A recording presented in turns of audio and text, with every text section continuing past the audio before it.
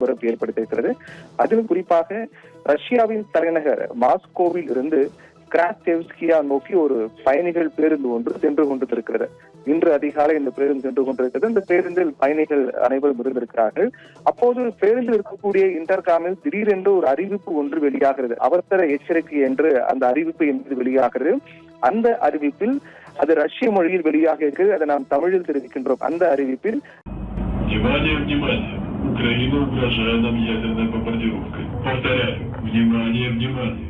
Украина угрожает нам ядерной бомбардировкой. Все пройти в убежище. Внимание, внимание. Украина угрожает нам ядерной бомбардировкой.